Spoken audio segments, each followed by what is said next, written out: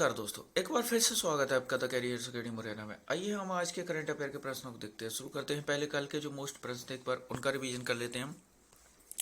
हाल ही में भास्कर बड़ा कैलेंडर को किस राज्य के आधिकारिक कैलेंडर के साथ जोड़ा गया है? तो ये असम के आधिकारिक कैलेंडर के साथ जोड़ा गया है। नेक्स्ट क्वेश्चन है, एक रिपोर्ट के अनुसार कौन सा राज्य अपराध का पता लगाने में शीर्ष पर रहा है? तो ये गोवा राज्य जो है ये शीर्ष पर रहा है। नेक्स्ट क्वेश्चन देखते हैं, विश्व सांख्यिकी दिवस कब मनाया गया है? तो ये 20 अक्टूबर को मनाया जाता है। नेक्स्ट, भारत में रूसी फिल्म महोत्सव के ब्रांड एम्बेसडर किसे बनाया गया है? तो ये इम्तियाज अली को जो हाल ही में ब्रांड एम्बेसडर नियुक्त किया गया है। नेक्स्ट क्वेश्चन देखते हैं हम, भारत का 52वां अंतर्राष्ट्रीय फिल्म महोत्सव कहाँ आयोजित किया जाएगा? तो ये गोवा में आयोजित किया जाएगा। नेक्स्ट क्वेश्चन है, भारत ने किस देश को 3.1 मिलियन लीटर लिक्विड उर्वरक की पहली खेप भेजी है? तो ये श्रीलंका को भेजी गई है। नेक्स्ट क्वेश्चन है, किस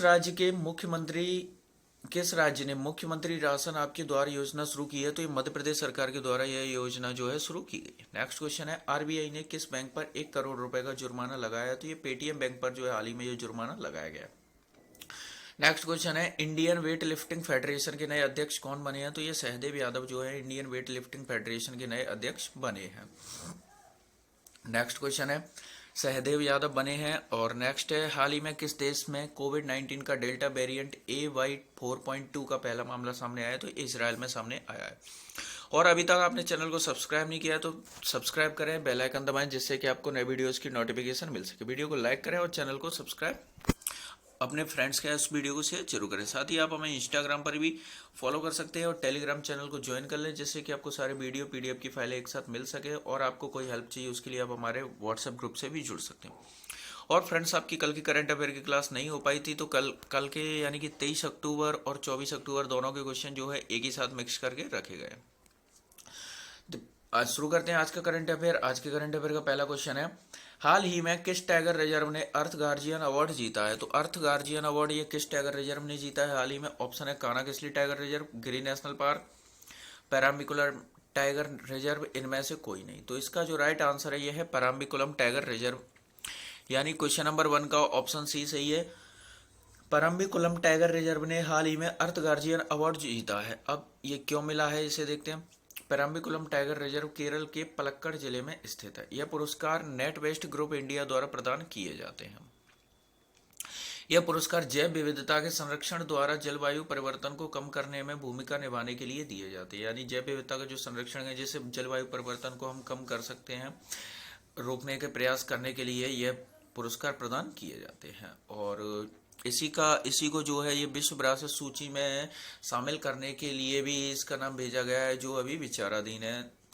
और इसकी जो स्थापना है ये 1973 में की गई थी। ये अन्नामलाई की जो पहाड़ी स्थित है यहाँ पर स्थित है ये।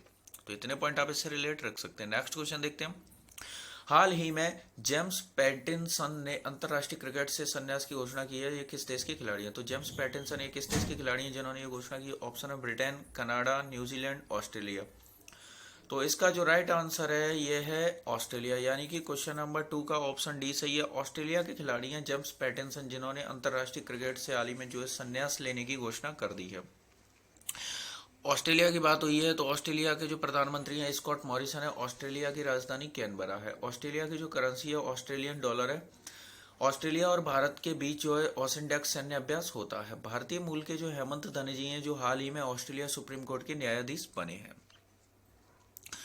नेक्स्ट क्वेश्चन देखते हैं हम, हाल ही में केंद्र सरकार ने केंद्रीय कर्मचारियों के महंगाई भत्ते में कितने प्रतिशत की वृद्धि करने की घोषणा की है? तो कितने प्रतिशत वृद्धि करने की घोषणा की है? ऑप्शन है 3%, 4%, 5% या 10%।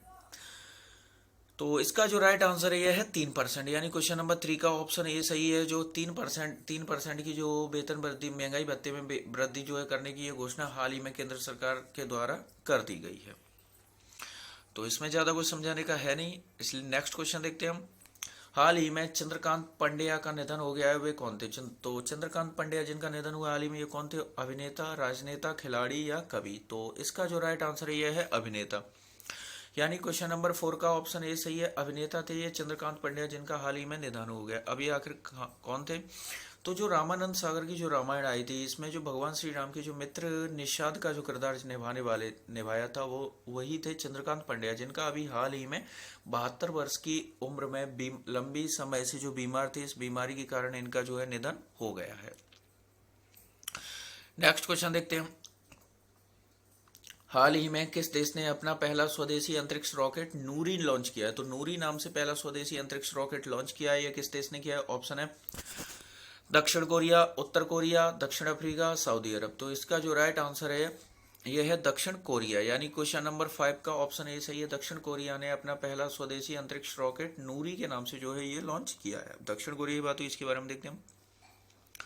दक्षिण कोरिया के जो राष्ट्रपति है मून जे इन है। दक्षिण कोरिया की राजधानी सियोल है। दक्षिण कोरिया की जो मुद्रा है दक्षिण कोरियाई वॉन है, और एक दक्षिण कोरियाई वॉन लगभग एक भारतीय रुपया लगभग दक्षिण कोरिया के 16 वॉन के बराबर है, यानी भारत का एक रुपया यहाँ पर 16 रुपए के बराबर, 16 कोरियाई वॉन के बराबर हो जाएगा। तो जो है दक्षिण कोरिया से जो है भारत की करेंसी जो है इससे काफी मजबूत है। दक्षिण कोरिया और उत्तर कोरिया को 38वीं समानांतर लाइन अलग करती है, यानी 38वीं पैरेलल लाइन जो है ये दक्षिण और उत्तर कोरिया दोनों के बीच जो है बॉर्डर है। दक्षिण कोरिया ने हाल ही में पनडुब्बी से जो है बैलिस्टिक मिसाइल का भी सफल परीक्षण किया है। तो इतने पॉइंट आप इससे रिलेट रख सकते हैं। नेक्स्ट क्वेश्चन देखते हैं। हाल ही में जम्मू कश्मीर ने किस देश के साथ औद्योगिकीकरण के लिए समझौता किया है? तो जम्मू कश्मीर ने किस देश के साथ ये समझौता किया है? ऑप्शन है अमेरिका, इजराइल, दुबई, जापान। तो इसका जो राइट आंसर है ये है दुबई, यानी कि जम्मू कश्मीर राज्य जो केंद्र शासित जो प्रदेश बन गया है, इसने यहाँ पर औद्योगिकरण यानी डेवलपमेंट के लिए जो है ये दुबई के साथ समझौता किया है। जम्मू कश्मीर जो पहले एक राज्य था जिसका विभाजन करके दो केंद्र शासित प्रदेश बना दिए गए, एक जम्मू कश्मीर, दूसरा लद्दाख। और जम्मू कश्मीर के जो वर्तमान में अभी यहाँ पर जम्मू कश्मीर देखिए, जो लद्दाख है यहाँ पर यहाँ पर ये केंद्र शासित प्रदेश है, लेकिन यहाँ पर जो है विधानसभा नहीं है। जम्मू कश्मीर ये केंद्र शासित प्रदेश है, लेकिन यहाँ पर विधानसभा है, लेकिन अभी वर्तमान में यहाँ पर परिसीमन का कार्य पूर्ण न होने की वजह से यहाँ पर अभी चुनाव नहीं हुए हैं। तो जम्मू कश्मीर में वर्तमान में केवल उपराज्यपाल हैं, उपराज्यपाल ही यहाँ पर जो है प्रशासन कर रहे हैं। और तो जम्मू कश्मीर के जो यहाँ पे वर्तमान में उपराज्यपाल कौन है, ये आपको मैं काफी बार वीडियो में बता चुका हूँ। आप कमेंट बॉक्स में जरूर लिखिए कि यहाँ के जम्मू कश्मीर के वर्तमान उपराज्यपाल कौन है। नेक्स्ट क्वेश्चन देखते हैं। हाल ही में रक्षा मंत्री राजनाथ सिंह ने 2025 तक कितने हजार करोड़ के रक्षा उपकरण के निर्यात का लक्ष्य रखा है? तो रक्षा उपकरण जो खरीदने के लिए एक जो है कोई पैसा जो रुपए का जो एक फंड निश्चित किया गया है कि इतना जो निवेश है हमें ये जो हथियार वगैरह खरीदने इसमें निवेश करना है। तो इसके लिए कितने का लक्ष्य रखा है? ऑप्शन है 30,000 करोड़, 35,000 करोड़, 40,000 करोड़, 50,000 करोड़। तो इसका जो राइट आंसर है ये है 35,000 करोड़, यानी क्वेश्चन नंबर 7 का ऑप्शन बी सही है। 35,000 करोड़ का जो है रक्षा उपकरण के निर्यात का लक्ष्य जो रखा गया है भारत के जो रक्षा मंत्री राजनाथ सिंह। इनकी बात करें तो भारत के जो रक्षा मंत्री हैं, इनका जो संसदीय क्षेत्र है ये है उत्तर प्रदेश का जो लखनऊ है, यहाँ से ये लोकसभा सांसद हैं भारत के जो रक्षा मंत्री वर्तमान में राजनाथ सिंह। और इससे पहले जो है ये मंत्री बनने से पहले, यानी कि यहाँ पर जो बीजेपी की सरकार आने से पहले ये बीजेपी के राष्ट्रीय अध्यक्ष भी रह चुके हैं राजनाथ सिंह। नेक्स्ट क्वेश्चन देखते हैं। अंतरराष्ट्रीय टेबल टेनिस महासंघ की विश्व रैंकिंग में कौन शीर्ष पर रहा है? तो टेबल टेनिस महासंघ की जो विश्व रैंकिंग है इसमें टॉप पर कौन रहा है? ऑप्शन है मानव ठक्कर, पायस जैन, मनिका बत्रा, इनमें से कोई नहीं। तो इसका जो राइट आंसर है ये है पायस जैन, यानी कि क्वेश्चन नंबर 8 का ऑप्शन बी सही है। पायस जैन जो है टेबल टेनिस महासंघ के विश्व रैंकिंग जो हाल ही में जारी की गई है इसमें जो है ये शीर्ष पर रहे हैं। इसके बारे में हम डिस्कस करते हैं। पायस जैन जो लड़कों यानी पुरुषों का जो अंडर 17 वर्ग में लगातार अच्छा प्रदर्शन करने के कारण दुनिया के नंबर 1 खिलाड़ी बन गए। यह उपलब्धि हासिल करने वाले वह सबसे युवा भारतीय भी बन गए हैं। वह विश्व रैंकिंग में शीर्ष पर पहुंचने वाले दूसरे भारतीय टेबल टेनिस खिलाड़ी बने, यानी दूसरे बन गए। तो पहले कौन है? उनसे पहले यह उपलब्धि मानव ठक्कर ने हासिल की थी, जो जनवरी 2020 में अंडर 21 वर्ग में नंबर 1 की कुर्सी पर काबिज हुए थे, यानी नंबर 1 पर ये रहे। तो यह दूसरे भारतीय जो अभी यानी पहले मानव ठक्कर थे और दूसरे बन गए पायस जैन जो टॉप पर पहुंच गए। नेक्स्ट क्वेश्चन देखते हैं। हाल ही में खनन और इस्पात में सहयोग के लिए भारत ने किस देश के साथ समझौता किया है? तो भारत ने किस देश के साथ समझौता किया? ऑप्शन है जर्मनी, ब्रिटेन, रूस, ओमान। तो इसका जो राइट आंसर है यह है रूस, यानी कि क्वेश्चन नंबर 9 का ऑप्शन सी सही है। रूस के साथ जो है खनन और इस्पात में सहयोग के लिए भारत ने यहाँ पर जो है ये एक समझौता किया है। अब रूस की बात हुई है तो रूस के जो वर्तमान राष्ट्रपति हैं व्लादिमीर पुतिन है। रूस के प्रधानमंत्री मिखाइल मिशुस्टिन है। रूस की राजधानी मॉस्को है जो मोस्कवा नदी के किनारे स्थित है। रूस की जो करेंसी है ये रूबल है। भारत और रूस के मध्य इंद्र सैन्य अभ्यास एक्सरसाइज होती है।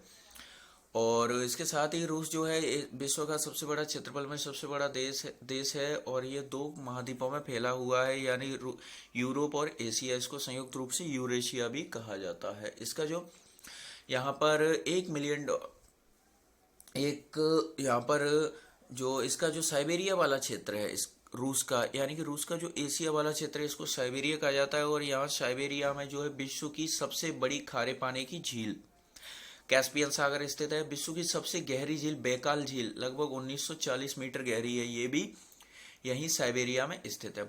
इसका जो साइबेरिया वाला क्षेत्र है या इसको डेवलप करने के लिए भारत ने इसको ऋण दिया है। और साथ ही इसके साथ ही यहाँ से जो साइबेरियन सारस हैं प्रतिवर्ष प्रवासी पक्षी के रूप में, यानी प्रवास के दौरान जैसे कि वहाँ पर जब बर्फबारी शुरू हो जाती है तो यहाँ से कई हजार किलोमीटर का सफर तय करके भारत, यानी कि भारत का जो राजस्थान है, राजस्थान का जो केवला देव घाना पक्षी विहार जो नेशनल पार्क है, यहाँ पर साइबेरियन पक्षी प्रतिवर्ष आते हैं। और ये जो समय है यहाँ पर आना शुरू हो गए, यानी कि उधर सर्दी बढ़ने लगेगी तो वो पक्षी इधर की ओर आने लगे।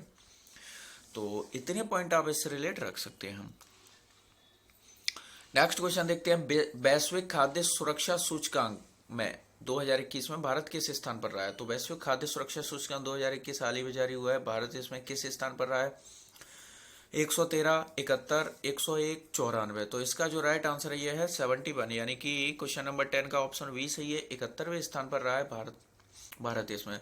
अदर ऑप्शन डिस्कस करें तो जो जैसे कि ऑप्शन ए दिख रहा है, यानी कि 113 देश इसमें शामिल किए गए थे। 113 में से जो है भारत 171वें स्थान पर रहा है। ऑप्शन सी की बात करें तो हाल ही में वैश्विक भूख सूचकांक यानी कि ग्लोबल हंगर इंडेक्स जारी हुआ था। इसमें भारत की जो स्थिति 101 पर रही थी, यानी कि स्थिति काफी खराब बताई गई थी। और ऑप्शन डी को डिस्कस करें तो यानी कि 2020 में जो ग्लोबल हंगर इंडेक्स में भारत 94वें स्थान पर रहा था। अब इसके बारे में देख लेते हैं। लंदन स्थित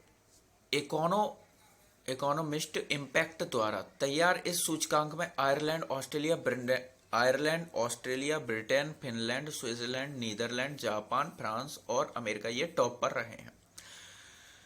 113 देशों के सूचकांक में 2021 में जो भारत 57.2 अंकों के समग्र स्कोर के साथ जो है 71वें स्थान पर रहा है, यानी भारत का जो स्कोर है 57.2 रहा, इसलिए इसका जो स्थान है 71वां रहा है। पड़ोसी देशों से तुलना करें तो इस सूचकांक में भारत का प्रदर्शन है तो जैसे कि भारत के जो पड़ोसी देश हैं, पाकिस्तान ये 75वें स्थान पर है, श्रीलंका 77वें, नेपाल 79वें स्थान पर रहा है, बांग्लादेश 84वें स्थान पर और चीन इसमें 34वें स्थान पर रहा है।